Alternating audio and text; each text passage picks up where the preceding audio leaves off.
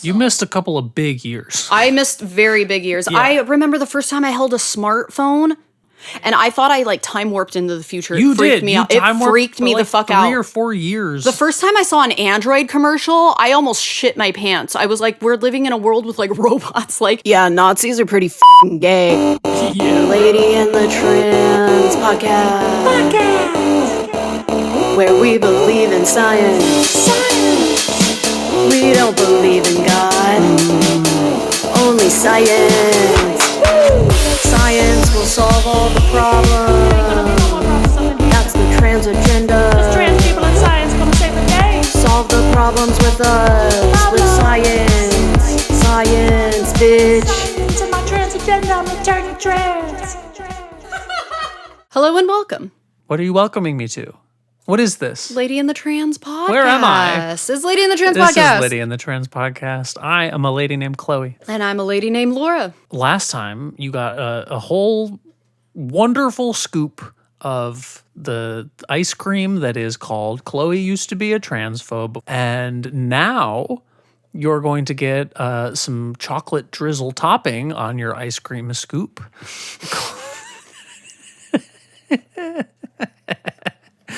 Called Laura Was a Hate Crimer.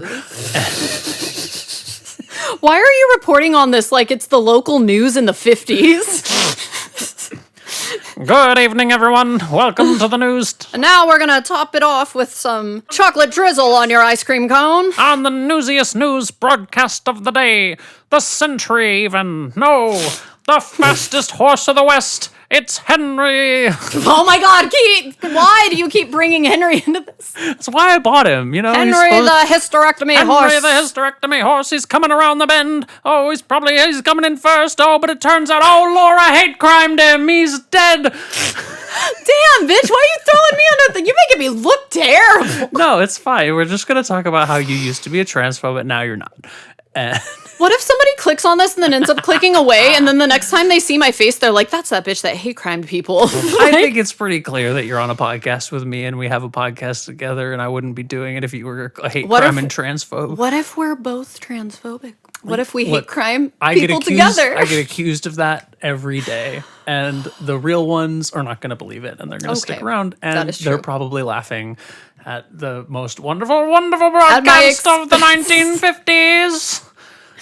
You really nailed that transatlantic accent. Well, I've watched a lot of movies and television shows from that time period. It's also the autism. That's probably the Autistic people autism. Every autistic person I know is really good at imitating voices and people. It's crazy. I don't know what to tell you. It's not fair. I wish I was better at it. Well, would you like to start telling your story about how you suck? And Bitch, fuck you. Whatever. no, Laura doesn't suck Rude. anymore, as you'll find out. I did used to suck. We all used to suck. Yeah. You heard me talk about it for like an hour already, Yeah. about how I was a piece of shit forever, and I was like the worst hate crime and transphobe in the You never West. seemed like a piece of shit. You seemed like a very anxious person. I was pretty anxious. Yeah. I was a piece of shit though, and I own up to it. Sometimes you just gotta own your shit. But yeah, let's get into it. Take us in. Okay, so for me, the first time I met a trans person, I was 18 years old. Okay. Far earlier than I did. Far earlier than you did. I was like 28. I also didn't think about, trans people like that previously. Right.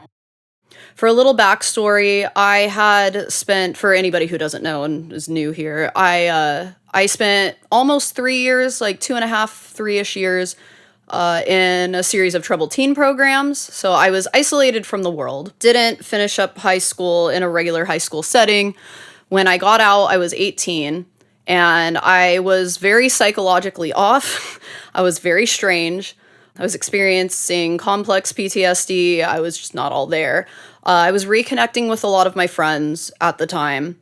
And one of the few friends that I'd reconnected with that would hang out with me and wasn't like really weirded out by me was this girl named, we're not going to say her name actually. Good idea. We're going to call her Angelica.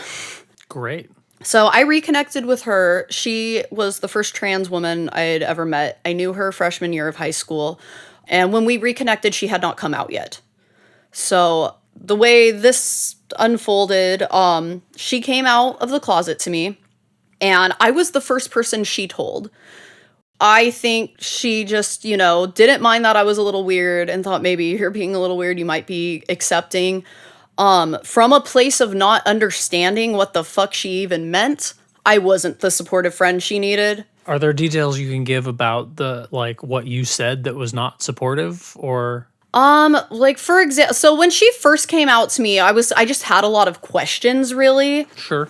And like we were saying with your story, representation in media was very scarce and not usually good or accurate representation. I thought of the Rocky Horror Picture Show. And I was like, you want to be the guy from the Rocky Horror Picture Show? Is that what you're I don't really get it. And she kind of broke it down for me and was like, no, I've always like been a woman inside, and now I'm gonna come out and I'm gonna transition and I'm gonna go on hormones and it'll start. And I was kind of like, okay. And I wasn't like hateful, like, oh, you know, it wasn't like that. But because I kind of didn't get it, I was just kind of like, And then there was also this discomfort I would feel sometimes when I would go places with her, because I would go out in public with her. But like she would get stares, you know. She's also a black woman on top of that. So it was just like the racism in that town plus the transphobia. Sure. And it's a tiny town where there were like hardly any trans people at all. I'd never met one until she'd come out to me. So I would feel this discomfort sometimes when we'd be out in public, people would stare at her, where it was just like, I should have stood up for her. Like someone would say something to her and I should have corrected them and like use the right pronouns. Like I should have had her back more. Or even like in conversations with like our mutual friends, like they'd misgender her and be like, what the fuck? And I'd be like, I'd misgender her with them. Like I wasn't a good friend. I was a fake ass bitch. So she was living in a city about an hour north of our hometown.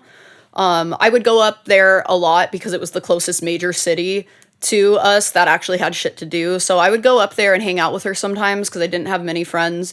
And she had these support group meetings that she would take me to. Where it was a bunch of trans people, even some non-binary people that were trying to come out, and they just had these support group meetings, and it was actually pretty educational. Like a lot of the stuff I do know to this day is stuff I learned in those meetings with her, even though I wasn't really absorbing the information because I was still being really judgy and like not understand, like, why do you want to do this, you know? Sure. Like even in some of those meetings, like afterwards when everyone would get together, we'd be smoking cigarettes outside, whatever, like certain people would say stuff and then I would kind of like rebuttal with something like pretty transphobic and everyone just kind of like, what the fuck, you know, like I wasn't a good friend of that girl. Fast forward, I moved to LA. This was in 2010, 2011 time. So I moved to LA. I moved down to Southern California in 2013. She had already moved out of state somewhere. We kind of stopped talking to each other. There was no fight or like, you know, anything like that, but it was kind of like we just kind of lost communication with each other. Fast forward to 2015. I've been in LA for a couple of years, and I remember I was experimenting with a lot of psychedelics and stuff with like friends and stuff at this time. And I remember after a trip I had, I started really pondering like the kind of friend I'd been to people, the kind of person I'd been to people. And I thought a lot about her, Angelica, and I was like, I was kind of a shitty friend to that girl. And at this time as well, there were a lot of conversations starting to happen online about trans people. And I would like read up on it. Like, I don't know if you remember like BuzzFeed and all of that. I do remember BuzzFeed. Like shit like that would pop up. Like you know, like it was kind of hard to avoid even hearing about that on the internet because it was kind of a topic that was starting to happen. Yeah. And just a combination of the internet and also me kind of getting introspective about myself as a person and my life, I realized I was a really bad friend to Angelica. And I felt really bad, like, looking back on it. And even though I didn't fully understand trans people yet, and I would still say stuff or, like, do things inappropriate, like, that, you know, are considered rude at the time. Like, I started coming from a better place of not being so judgmental and, like, and then felt like realizing that me feeling uncomfortable being out in public with a trans person was just like, why am I feeling uncomfortable? If anything, I should be making the transphobic people uncomfortable that are making me uncomfortable and making my friend even more uncomfortable. You know, like, I had a moment of like a lot of introspective thoughts. So I reached out to her on Facebook, maybe like a month or so after I started thinking that. And I apologized. And I was like, hey, I know we haven't talked in a few years. But I was just thinking about, like, I was the first person you came out to, and you needed me the most at that time, and you were there for me when I didn't have a lot of friends because I was a little odd, and I was a bad friend to you, and I'm sorry. And she responded, I think, the next day and was like, I wanted to tell you to fuck off, but I appreciate the apology. We're cool, you know, like, yeah. And I was like, okay, cool. So from that point on, like, I would interact with other trans people. Like, I wasn't super close with any other trans people. A couple years after that, I think in 2016, one of my really good friends from middle school came out as a trans man, and so did a friend that he had introduced me to when I was 19 before I left to LA. Mm-hmm. They both came out as trans men, and I was like, oh, good for you guys. That's dope. That makes a lot of sense. Both of them were very masculine ladies when they were pretending to be ladies. It just made sense. And yeah, it was just like, I would kind of like casually have trans friends. My first like 8-9 years in LA, it was a lot of me having friends for like 6 months to a year. And then we were in our 20s. We're all trying to figure our lives out. Like, I would cut people off. I would get a new friend. I would kind of just lose contact with people, outgrow people. Like, I had a lot of friends come in and out of my life around this time too. So like, I'd met a lot of trans people in between. They'd educate me on stuff, you know, I'd learn new shit from the internet sometimes. Like, trans people have been a pretty heavy conversation, especially in the last 5 to 6 years. You know, it's a conversation that pretty much everyone's a part of at this point. I just love being the topic of conversation. Yep, everyone's obsessed with you. I am so popular. Mm-hmm. Such a hot topic. Everyone has an opinion. They just can't stop thinking about you. They're just like, I can't get Chloe out of my head. Yeah, I know. All up in the tabloids. You're basically famous. I'm like the most famous. Like, the mostest famous person. This is the closest I'll get to a president tweeting about me. Right.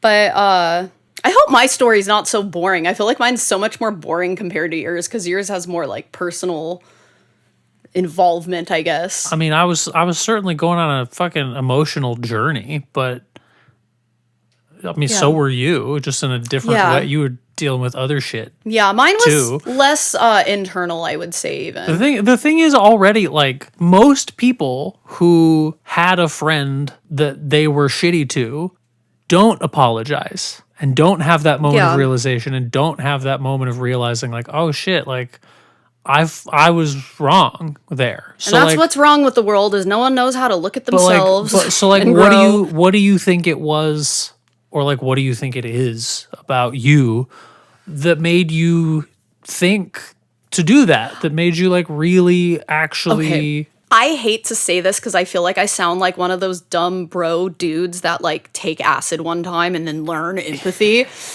But I was going through a lot of internal stuff with myself, like coming to terms with the abuse I experienced in the troubled teen programs, coming to terms with how much the world had changed. Like, I was coming to terms with a lot of stuff in myself. You missed a couple of big years. I missed very big years. Yeah. I remember the first time I held a smartphone, because we had flip phones when I went away. When I came out, my sister had a touchscreen phone. Oh, yeah. And I thought I like time warped into the future. You did. Me out. It freaked me the fuck out. 3 or 4 years. The first time I saw an Android commercial, I almost shit my pants. I was like, we're living in a world with like robots. Like, yeah, it was a lot for me to take in. And then you fucking Rip Van Winkled through like some of the biggest cultural, technological advancements. You missed our first. We had our first president. I didn't know about him until like a year and a half later. I didn't know we had a black president until I got almost out of there. Yeah, you missed some big shit. I missed a lot. I missed the fucking housing market crash of 2008. I was not there for that. I didn't know anything that was going on. Locked in a torture prison. Just not experiencing the world, not speaking to anybody. I couldn't talk to people unless it was like I was very like isolated, even inside that building. Like, I was going through a big culture shock. And I think I turned to psychedelics and even other drugs. Like, I was self-medicating, almost like trying to fix myself. And like, work through my own trauma. And in the midst of all of me, like, looking inward towards myself, I also realized, like, how I wasn't good to other people. And I'm not telling anyone to go out there and do drugs. Do your research if you're going to. Definitely don't do, like, cocaine and, like, shitty drugs, you know? But, like, psychedelics, I hate being one of those people, but it saved my fucking life. It really saved my life. I would not have lived past 25 if I hadn't started experimenting with psychedelics. It really helped me work through a lot of things I would have otherwise not gotten help for. There's a lot of research on that, on like using psychedelics in therapy and how fucking good they are for our brains. MDMA. If you do them in the right circumstance, you do it correctly. With safe people. Go into it with an intention. Make sure you test all of your shit. Only do it with a therapist, but like there's something to it. Yeah. But like, and I hate to be that person, like, took some acid and it made me, but it really did. Cause I started going through like my relationship with my parents. It was very emotional.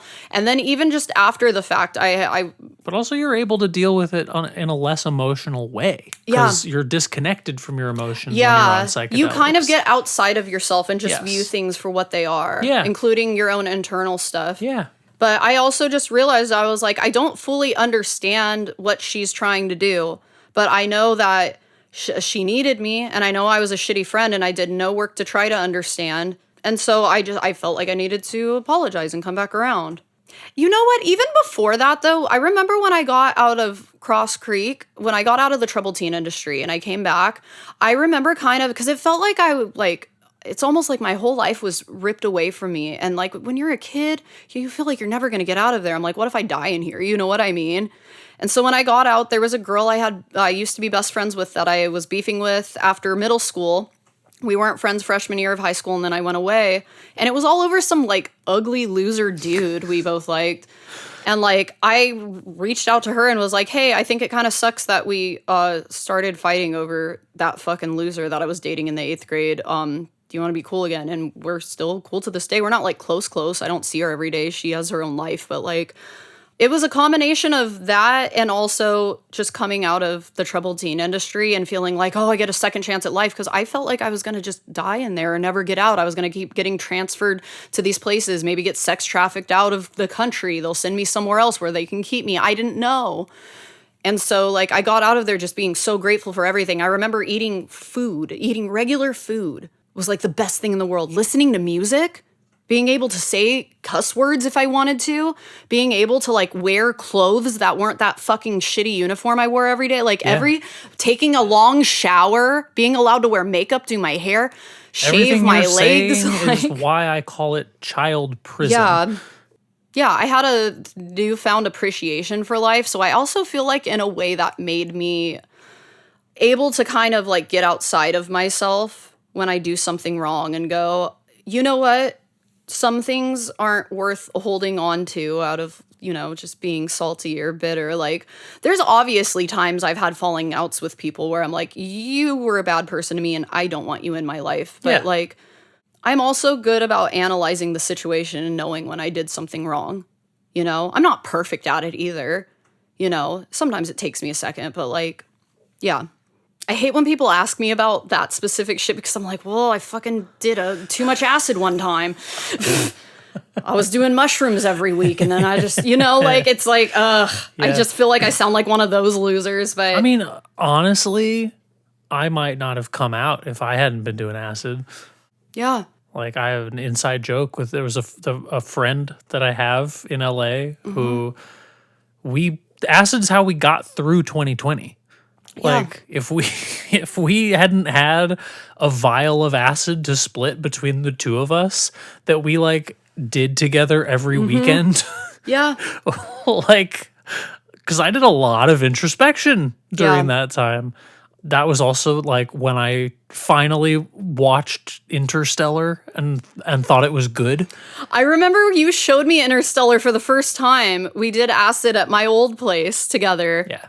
That movie, I remember at the end, I was like, we have to watch it again because I didn't fully grasp it twice in a row. because I was frying my tits off.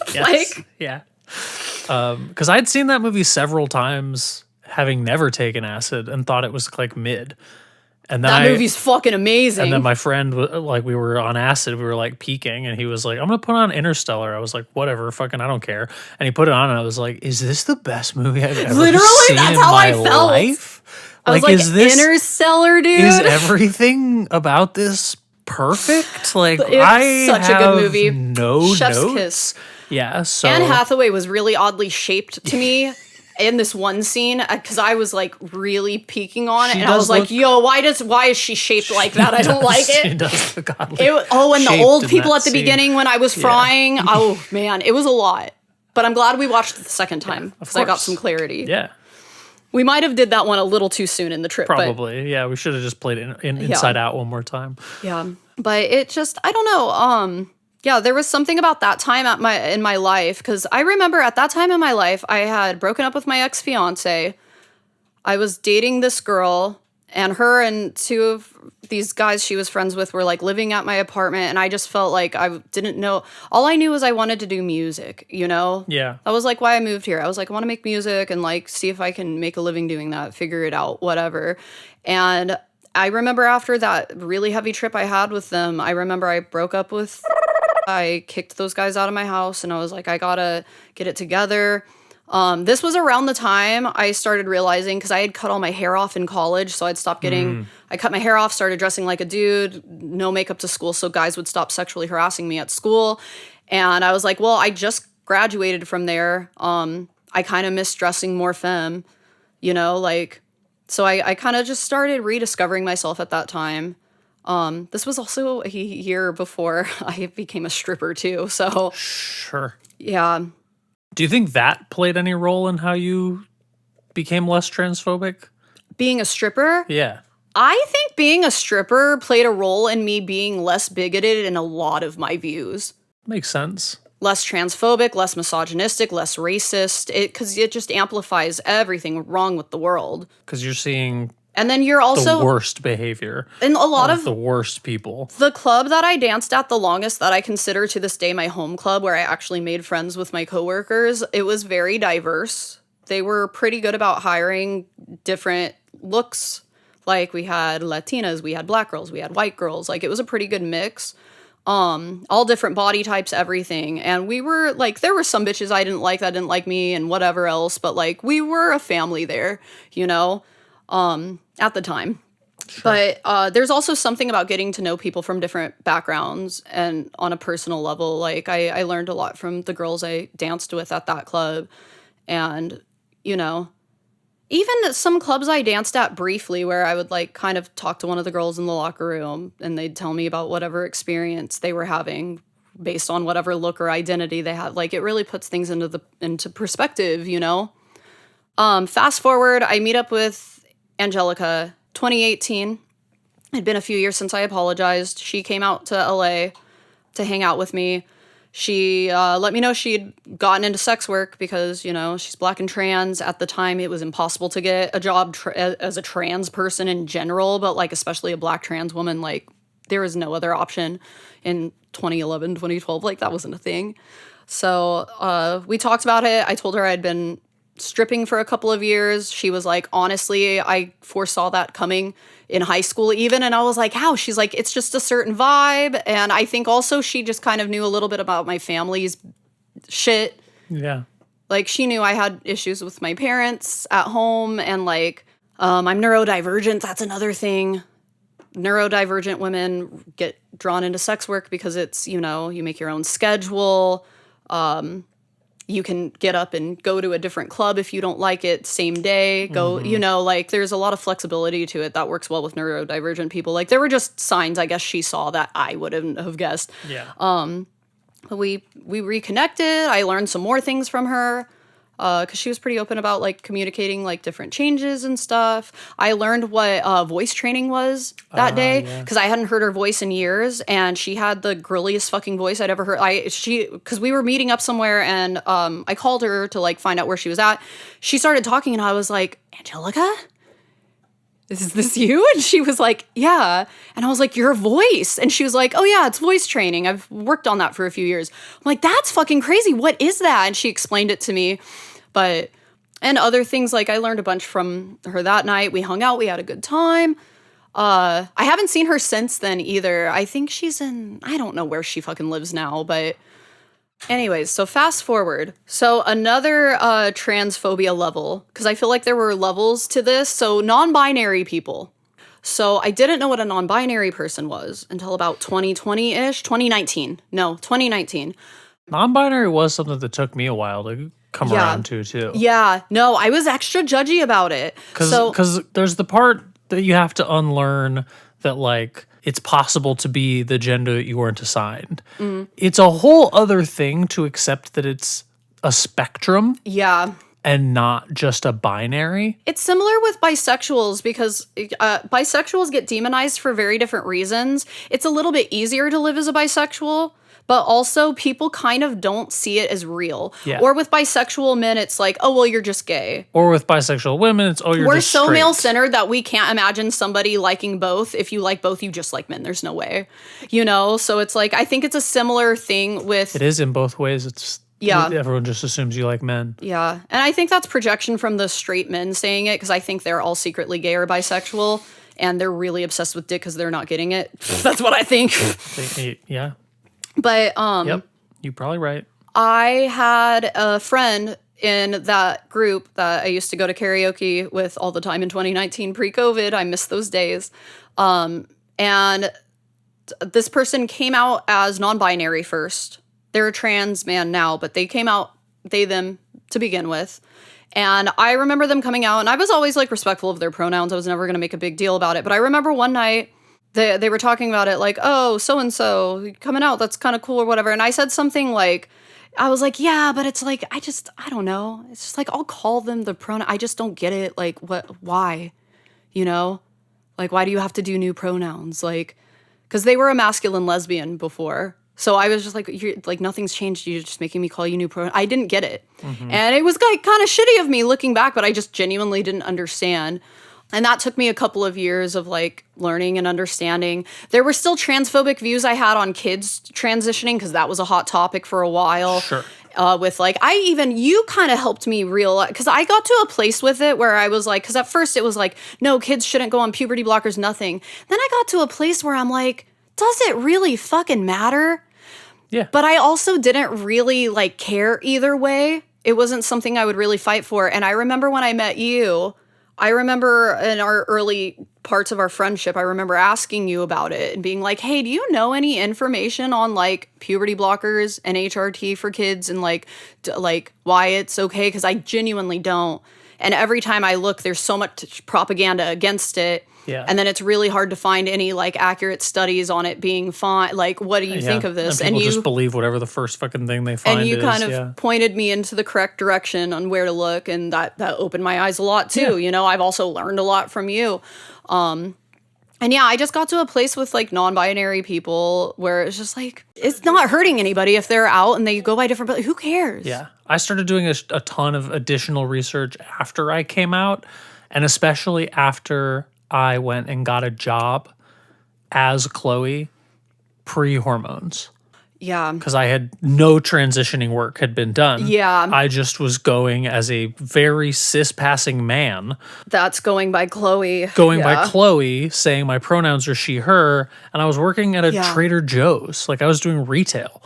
And a lot of people had a lot of questions that I didn't know the answers to. Yeah. And I was like, I'll get back to you tomorrow. Yeah. Like, I'll look when I get home tonight. Like, are you working tomorrow? See you tomorrow. I'll tell you the answer. Anybody who's trying to learn about trans people that's watching now, it's okay to, like, if you're close with a trans person, ask if they feel like answering some questions. Yeah. If they say no, just respect it and move on. Go ask someone else or do your own research. But also, do not walk up to random fucking trans people and start bombarding them with fucking questions. Especially someone that just came out, bitch. They're fucking overwhelmed. Leave them the fuck alone. It would have been nice to not have to answer those questions. Yeah.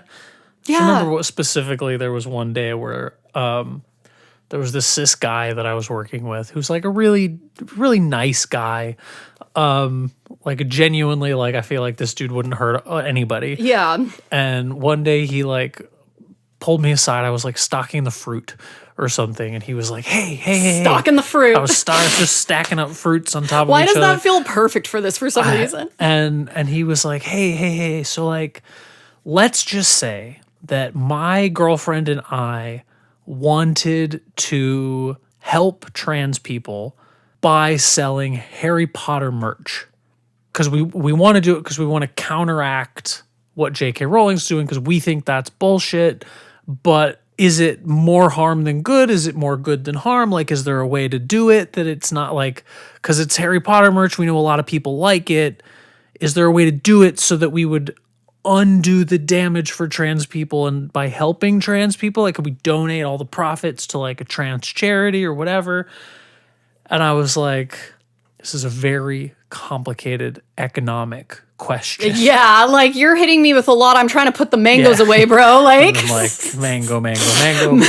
But generally speaking, it is not possible for you to make enough money to undo the amount of harm that you would do by selling the Harry Potter merch. yeah, because it keeps the merch alive, and then whatever 'Cause money it you're donating, pushes Harry Potter. it's advertisement. It's like It's deep psychological yes. shit where they are thinking of Harry Potter. So if they And see if you want to actually sell Harry Potter merch, you have to buy the licensing rights. Like, you Yeah. have to pay her up front, and then you have to make that amount of money back. Yeah. And then you have to make additional and money. that bitch has everything trademarked. I have looked. Yes. There is no And- way to scam that bitch. She's got everything And because trademarked. she has so much money, and not just money, but connections and a long history of community and reach, she has a whole army of people. $10 that she makes on a Harry Potter thing and puts towards an anti-trans charity.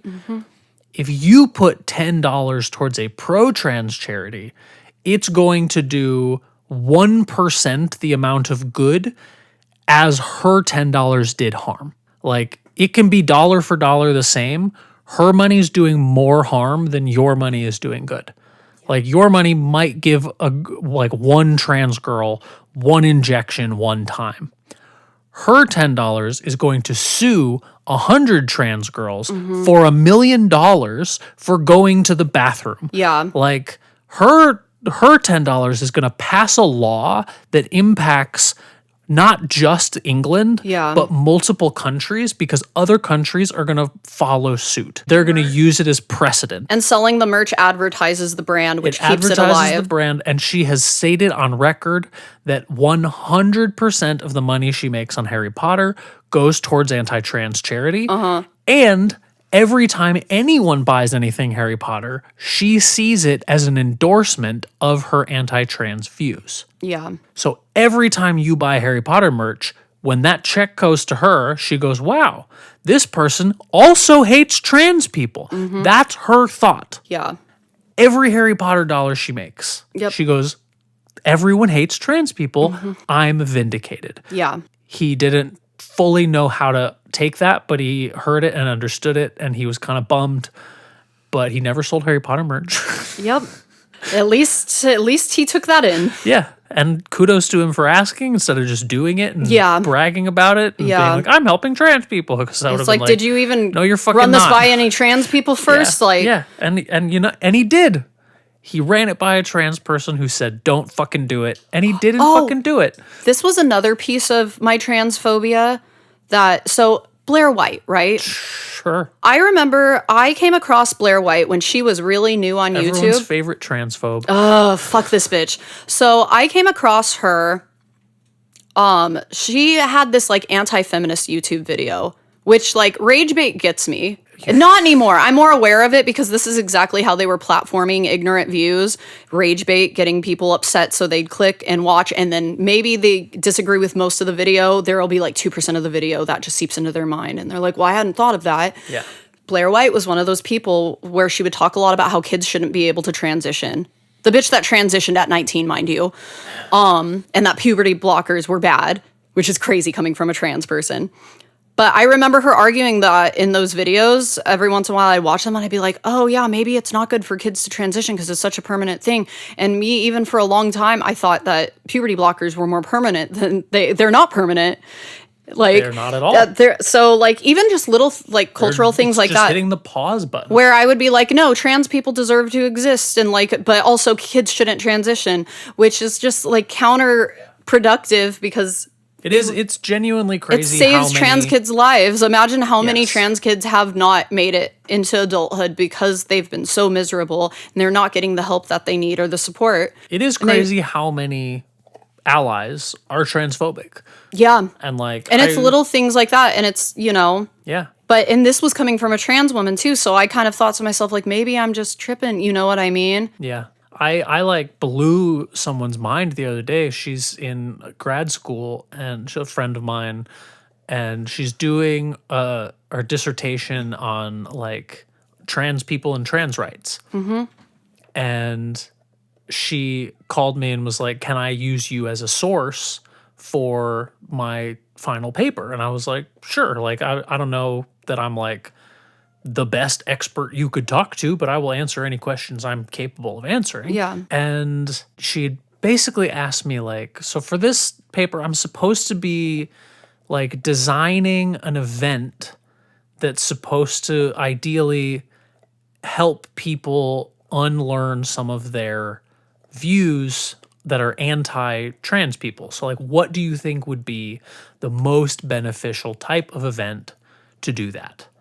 And I was like, the first thing you have to actually ask is, which type of transphobe are you targeting? Yeah. And she was like, wait, what? Because there are And I many, was like- there's many different And I was like, types. because everybody has a different degree of beliefs around their Mm-hmm. transphobia. Some people are like, fuck them. I hope they die. I don't think they should ever And be those people alive," can't be saved. which was my point. And I was like, those you're not going to throw an event that's going to change their mind. No. Then there's the people who are like, I don't care what people do to their own bodies, but don't talk about it and don't tell my kids about it. Yeah. Those people is a different level. It's sort of a gray area in terms of Yeah. whether or not you're going to be able to get them They're to either going to go understand. full transphobe or come back to this side. Right. Then there's the people who are like, I don't have any issues with trans people. I don't think about them. I don't care about them at all. I just don't think they should be allowed to play sports. Yeah.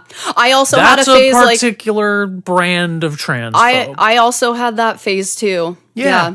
And then there's the ones who are like, look, I think if they've been on hormones for long enough, they could play sports, probably. I don't really know the science there. But also, I don't think they should be allowed to transition until they're 18. Yeah. And it's like, well, that's sort of contradictory, but I understand where you're coming Yeah. from, but also that's transphobic, and here's what you would have to do. And so I just started breaking down like all these different subsections of belief that all these different people have. And she was like, I think I have to start my project over. Yeah, and thank God she asked you. Yeah. Because Because I just thought I was going to be able to throw like an event to Yeah. like help. But I think each one of those groups would need a different type of event. Yes, and they do. Because those are all different people. And I actually, now that you mention it, do know multiple examples of every one of those types of people. And I was just lumping them all together in transphobe box. Yeah. But they're all coming at it from different angles, and they all Yes. have different reasons for having their beliefs. Yes. And they all have different fears about it, and they all have different. So it's just like, and at a certain point, you have to ask, like, which group do you target first? It's not which group do you target, because eventually you got to target them all, but which one should you do first? Yeah. And it's like, well, you probably want to target the group that's closest to changing their minds. But my TikTok account, I do shit on the like extreme transphobic people just because they make me angry, and I like to be mean And to they're them on the dumb, internet. and sometimes you think Yeah, intentionally so. sometimes, and then there's some that are Are you actually this dumb, or are you just fucking, yeah, what the- yeah. Especially transphobic men, because it's usually an internal thing with them. I really like dunking on them sometimes.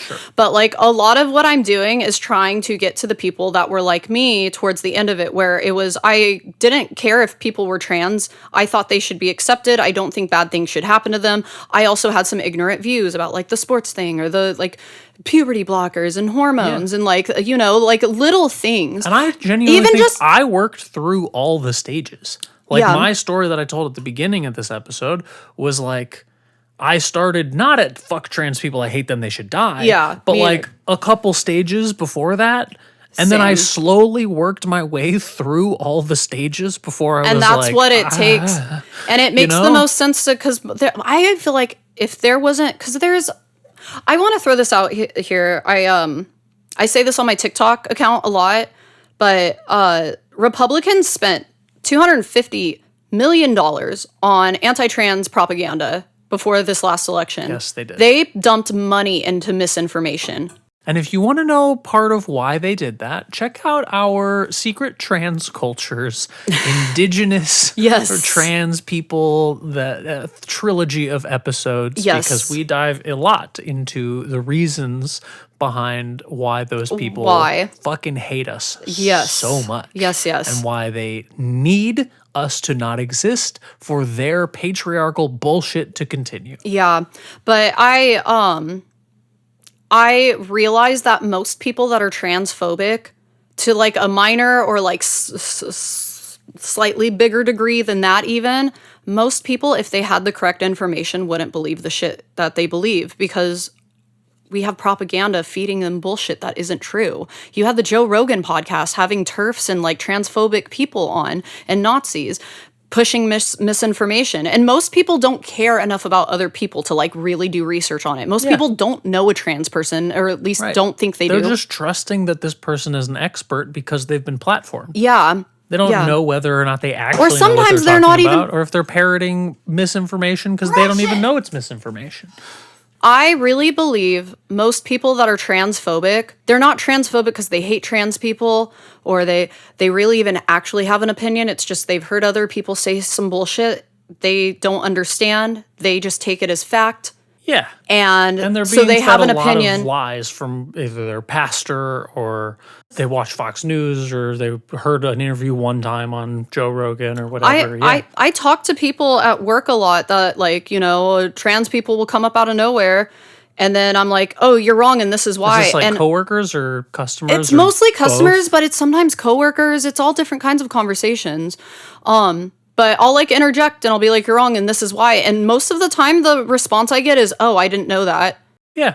And I explain I have a lot of really good trans friends, or I've dated a trans woman before. Like, you know, I'm like, I actually know a lot of trans people. I have done a lot of research on this. I am very passionate about this subject and you are wrong and this is why. And most of the time it's just immediate, I did not know that. Yeah. Most of them don't know. Most of them just have a strong opinion that was fed to them. Yeah. Because most people don't think for themselves. Yeah, or sometimes they're not even consuming the media. Sometimes they just passively hear other people say it. Yeah.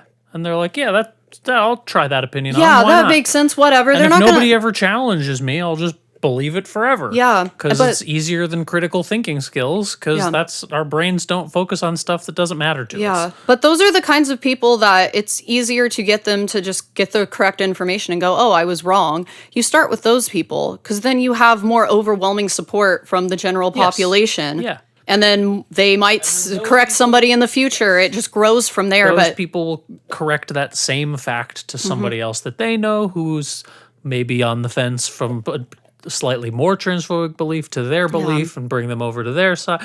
And it has to be a whole domino effect, because like we only change our minds about stuff if we want to change our minds, or if people we actually care about are involved or sharing unaffected true information with us. Yep. The only people's minds we're actually capable, like we all get on the internet and scream, you know? Yeah. We all get on there and we scream about our opinions. The only people that's actually that we actually have the ability to change is our closest family and friends. Yeah. That's the only people who are actually, you have the best chance of changing their minds. Yeah. Or sometimes just a coworker that you guys might like each other. Be personally cool. know. Yeah. Somebody you know in your real life, it's going to reach you. And I also wanted to say too, just to like totally finalize this, I also feel like Sexuality and gender are like not the same thing, but there's kind of Sure a not. similar thing that happens when it is specific to you and you're discovering that about yourself, I feel like. But even for me, like being bisexual, because I knew when I was 5 years old. My first crush was on my kindergarten teacher. She was a woman. My next crush I had was on a boy in school the next year. So like I've always kind of known. I've had my little homophobic moments in middle school. And I think there's a decent amount of people that really hate trans people, like the ones that really hate them. They're just a trans person themselves that knows and just wants to avoid it and hates that about themselves because it contradicts J.K. Rowling. Literally. Robert Galbraith. Literally. If you're watching Check this, out our- JK, fuck you. Yeah, check out our first ever episode if you want. Your name is JK because you're a joke, bitch. Fuck you. But it's, yeah, I think a lot of the really hateful people, it's because it resonates because it's true for them and they hate themselves and it goes against everything they've been taught. That's what it was for me. Yeah. You know, those So- early days. I think those kinds of people, it's like not even worth it to bother with them, you know? Yeah, they have to figure some shit out on their own. But if you are transphobic, even if you're mildly transphobic, educate yourself. Talk to trans people within reason. Talk to trans people you're friends with and ask them first. But like, get educated.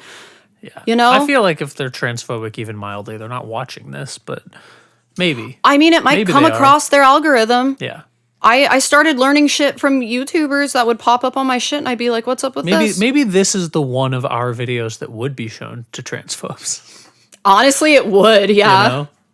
That's why I love our podcast because whenever we were coming up with the concept of this, it was kind of an afterthought, but I'm like, I feel like I've never seen a podcast, a YouTube channel, a TikTok account of like a cis girl and a trans girl just being friends.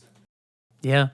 You know, and Yeah. I feel like that we need to see more of that because usually when I see a like YouTube channel, for example, and it's like about trans people and like feminism, it's usually just a trans person or like multiple trans people or like maybe some non-binaries in there.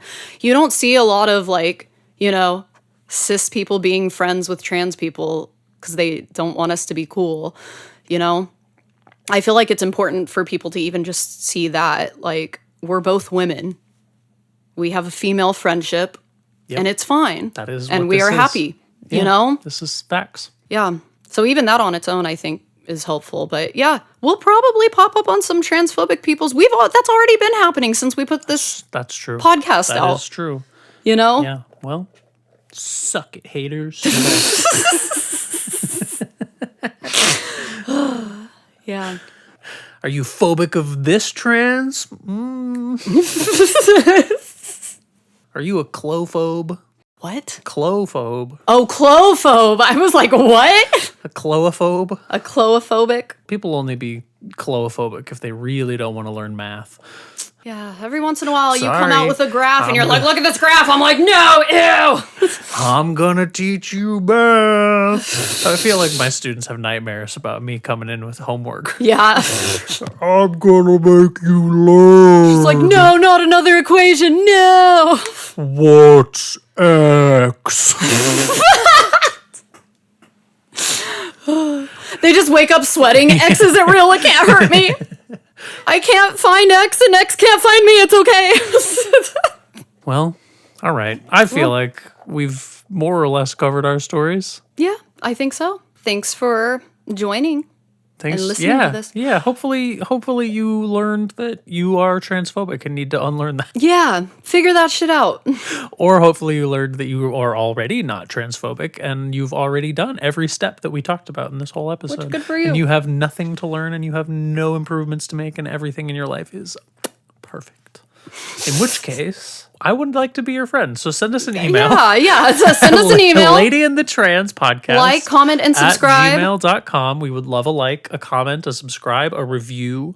A review if you're listening on our audio platforms. Yeah, we would love it. Just any way that you can engage to like boost us and get other people to learn about us. Yes. We're trying to be the most famous two friends that are ever in the world. We're the two best friends that anyone could ever have. We're a cis and trans that anybody could ever have. Thanks for tuning in. Bye. Yep. We love you. Yeah. Lady and the Trans podcast, where we believe in science.